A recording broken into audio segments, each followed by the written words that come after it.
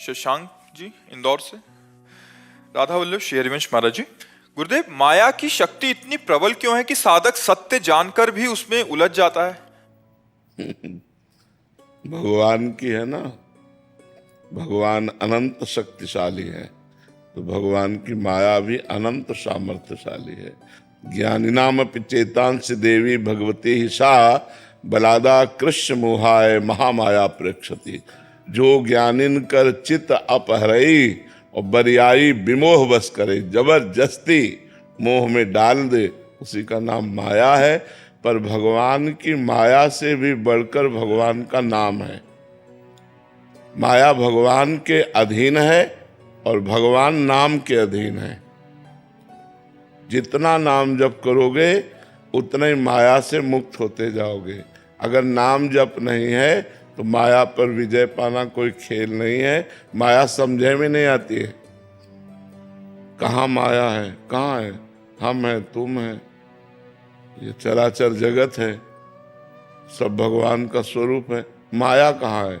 माया माने भ्रम, माँ माने नहीं, या माने जो है नहीं, एक भ्रमात्मक, जो भ्रम में हमें फंसा दे, सत्य वस्तु को ढक कर असत को प्रकाशित कर दे, उसी का नाम माया है। और ये अचिंत्य है, चिंतन में नहीं आती, इतनी प्रबल है कि पकड़ में ही नहीं आती। शिव विरंचिका मोहई को है बपुरान, अस जिए जान भजी मायापति भगवान। बड़े बड़े ईश्वर कोटि के महापुरुषों को मोहित कर ले, उसका नाम माया। फिर हम लोग तो जीव हैं, बहुत साधारण है, हमसे गलती बन जाना, फिसल जाना स्वाभाविक है। ईश्वर कोटि के महापुरुषों से इस कोटि के महापुरुषों को भी गिरा दे, उसी का नाम माया है। और ये बहुत बलवती है, लेकिन माया से भी बलवान भगवान का नाम है। तभी संत महात्मा भक्तजन भगवान के नाम बल से इस माया पर विजय प्राप्त करते हैं। दैवी हेषा गुणमयी मम माया दुरत्तया, मामेव ये प्रपद्यन्ते माया में ताम तरंतिते। भगवान कह रहे हैं ये माया कैसी? बोले दिव्य है, दैवी, ये दिव्य माया है, समझ में नहीं आती भगवान की। यहाँ से लेकर ब्रह्मलोक तक सब माया का ही विस्तार है। आ ब्रह्म स्तंभ पर्यंतम सर्वम मायामयम जगत। दैवी हेषा, ये गुणमयी, सत्वगुण रजोगुण तमोगुणमयी, मम माया दुरत्तया, इसे पार कर पाना बहुत कठिन है। तो महाराज उपाय क्या है? बोले मामे वे प्रपद्यन्ते, मेरी शरण में हो जाओ तो माया में ताम तरंतिते, इस माया से तुम तर जा सकते हो। एकमात्र उपाय है भगवान की शरण होकर नाम जप करो तो तुम माया से मुक्त हो सकते हो।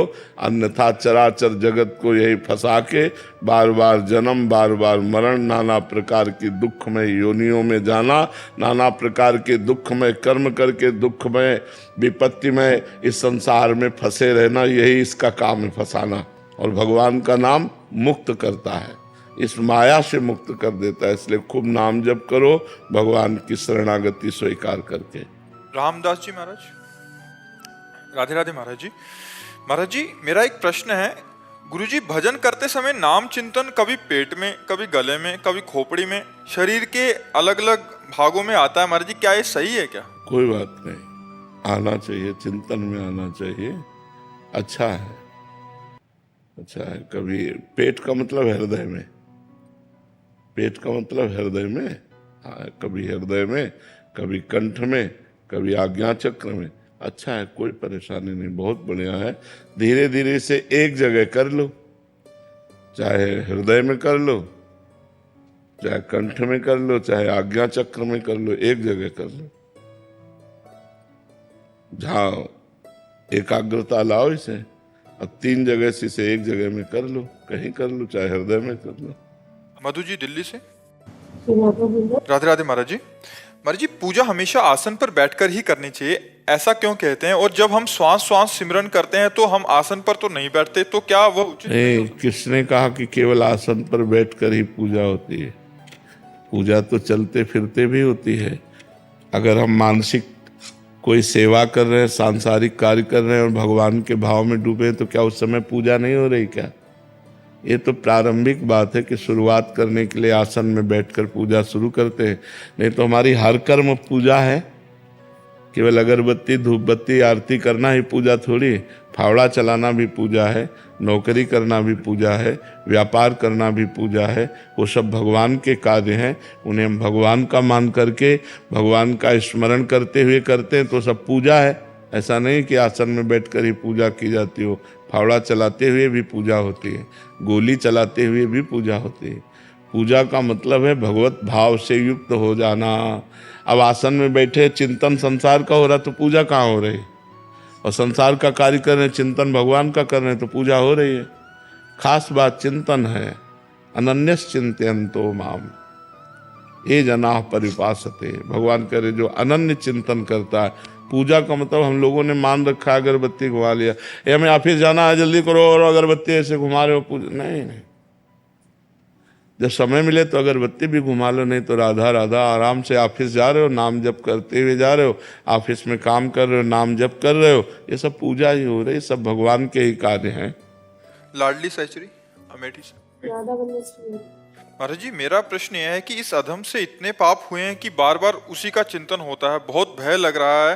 गुरुदेव भगवान, हम आपकी शरण में हैं, आप हमें दंड दें या प्रायश्चित करवाएं। भगवान की शरण में सब हो। भगवान अहम त्वाम सर्व पापेभ्यो मोक्षयिष्यामि मा शुचः। भगवान कह रहे मैं तुम्हें समस्त पापों से मुक्त कर दूंगा, तुम मेरी शरण में आ जाओ। तो हम लोग सब मिलकर भगवान की शरण में चले, भगवान के चरणों का आश्रय लें, भगवान का नाम कीर्तन करें। भगवान के सुमिरन से ही हमारे सारे पाप नष्ट हो जाएंगे, और पाप करने की जो प्रवृत्ति है वो भी नष्ट हो जाएगी। एक पाप करना होता है और एक पाप करने की प्रवृत्ति होती है। तो पाप हुआ, प्रायश्चित हो गया, पर प्रवृत्ति नष्ट नहीं हुई तो फिर पाप करा देगी। तो नाम जब तो नष्ट करता है पाप को, पाप की प्रवृत्ति का भी नाश कर देता है। तो हमें खूब नाम जप करना चाहिए भगवान की शरण होकर, जिससे हमारे सारे पापों की प्रवृत्ति का ही नाश हो जाए। महाराज जी, पाप नष्ट हो गए, इसका क्या थर्मामीटर है? हृदय निर्मल हो जाएगा, हृदय शांत हो जाएगा, चिंता भय शोक नहीं लगेगा। उस पाप का भी फिर चिंतन नहीं होगा? नहीं, उस पाप का भी चिंतन। ये मतलब उसका ये आंकलन? हाँ, जब तक वो चिंतन होकर जलाता रहे तब तक अभी है, और जब चिंतन ही उसका खत्म हो गया, केवल भगवान का चिंतन हो रहा, तो वो पाप गया। फिर तो सहजानंद अपने आप पाप के नष्ट होते ही आनंद की अनुभूति होने लग जाएगी। बिल्कुल बिल्कुल। महाराज जी, चिंतन निरंतर बढ़े और मन के विकार दूर हो, उसके लिए क्या करना चाहिए? हठ पूर्वक भजन, जबरदस्ती भजन, अपनी जबान से जबरदस्ती नाम जप। कोशिश करने के बाद भी कई बार मन संसार में मन भागने से कुछ लेना देना नहीं, जबरदस्ती नाम जप जबान से। यह जिह्वाग्य वर्तते नाम तुभ्यम, जिसकी जिह्वा के अग्रभाग पर आपका नाम विराजमान है। और नाम जप का प्रयास करने के बाद भी कई विकार कम नहीं हो रहे, मन के विकार हो जाएंगे, धीरे धीरे हो जाएंगे। बड़ा वृक्ष जब जड़ से उखड़ता है तो महीनों हरा भरा दिखाई देता है, लेकिन जड़ उसकी उखड़ गई है। अब नाम जप हम कर रहे हैं तो संसार रूपी दोषों की जड़ उखड़ गई है, धीरे धीरे वो शांत हो जाएंगे। मन से करना चाहिए या जबान से, क्योंकि मन तो तब लगेगा जब पवित्र हो जाएगा। मन तो तब लगता है जब पवित्र हो जाता है। अभी अपवित्र मन है, वो भोगों में जाएगा, तो हम इसको पवित्र कैसे करें? ये राम नाम मणिदीप धरी, जीह दे हरि द्वार, तुलसी भीतर बाहिरो, जो चाह सो त्यार। भगवान के नाम रूपी मणि को जीभ रूपी द्वार पे रख लो तो हृदय भी पवित्र हो जाएगा और बाहर भी पवित्र हो जाएगा। पर जी, एक बार पवित्र होने के बाद फिर अपवित्र होने की दशा रहती है? हाँ, जब तक भगवत साक्षात्कार नहीं हो जाता तब तक यही दशा चलती रहती है। पवित्र फिर अपवित्र, पवित्र फिर अपवित्र, और जब ज्ञान हो जाता है तब परम पवित्र हो जाता है, फिर अपवित्र। रुचि ना आए तब रुचि नहीं आती है। ये रुचि भजन में रुचि पाप के कारण नहीं आती। जब पाप नष्ट हो जाएगा तो भजन में रुचि हो जाएगी, भगवान में रुचि हो जाएगी। पाप नष्ट हो जाए बस। हाँ, जबरदस्ती, तभी इनसे कहा हठ पूर्वक भजन करना, जबरदस्ती भजन करना। मन लगे ना लगे हमें भजन करना है। भाव कुभाव अनख आलसहु, नाम जपत मंगल दिश दशहु। दशों दिशाओं में उसका मंगल ही होगा जो नाम जप करता है। महाराज जी एक और साधक की दृष्टिकोण से पूछ रहे हैं महाराज जी, जब मन पवित्र होने लग जाता है उसके बाद प्रभु का भी रोल रहता है महाराज जी। प्रभु भी, जैसे आप तुलसीदास जी के उसमें कहते हैं प्रभु प्रेरक बरजे, तो महाराज जी प्रभु शासन करते हैं क्या? हाँ, मन पवित्र तभी होता है जब प्रभु कृपा करके भजन में हमारे अंदर एक हट पैदा करते हैं, राधा राधा राधा राधा राधा राधा। ये भगवान की कृपा से ही होगा, नहीं तो मन नहीं लग रहा तो फिर कैसे जप करें? भाई मन लग रहा है, आनंद आ रहा तब तो जप होगा, जब आनंद ही नहीं आ रहा, मन ही नहीं लग रहा तो जप कैसे होगा? फिर भी जप करना, यही कृपा है। फिर वो कृपा से जप होता है, उसे करना ही करना, दूसरा कोई उपाय नहीं। मन को निर्मल करने का, संसार से मुक्त होने का, दुखों से बचने का भजन के सिवा कोई उपाय नहीं। भजन ही एक उपाय है, करना ही पड़ेगा। जबरदस्ती कर लो, आज कर लो, चाहे अगले जन्म में कर लेना। वासनाओं का चिंतन नहीं करना चाहते पर फिर भी चिंतन होता है। बस उपासना से वासना भस्म हो जाती है। उपासना में, हाँ, इतना समय उपासना में दीजिए कि वासना को समय ही ना मिले, हर समय हमारा बिजी।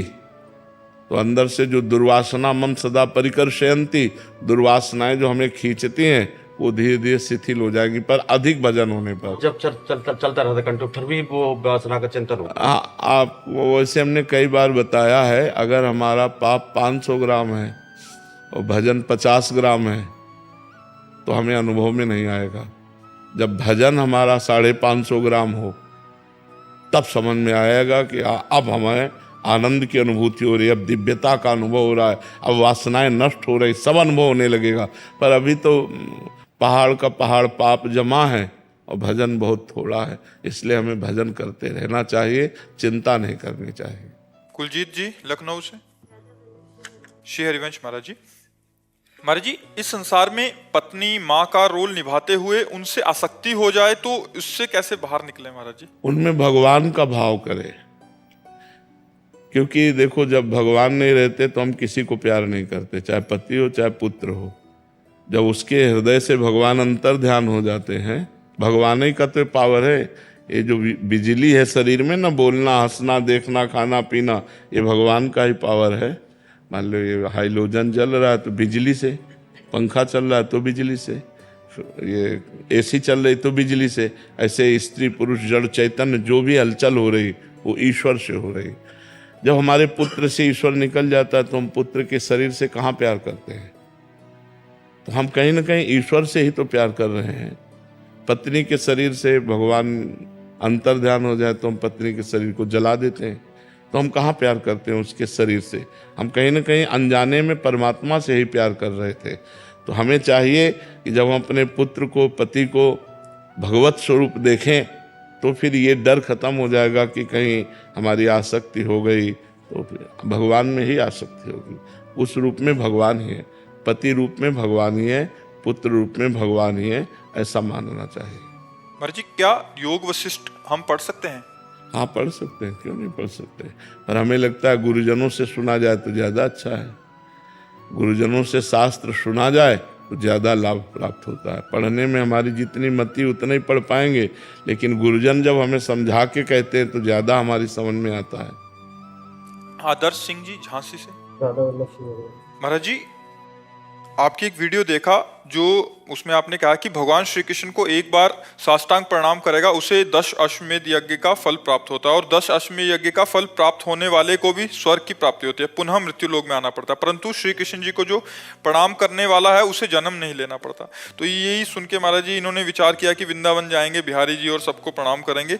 पर महाराज जी मैंने बहुत बार प्रणाम कर लिया, मैं गिना नहीं, तो अब तो मुझे मृत्यु लोक में नहीं आना पड़ेगा। विश्वास करो, विश्वास करो, विश्वास से ये सब बात बन जाएगी। नहीं, नाम जप करो तो विश्वास और दृढ़ होने लगेगा। नाम जप करते रहो। कीर्ति दुलारी जी।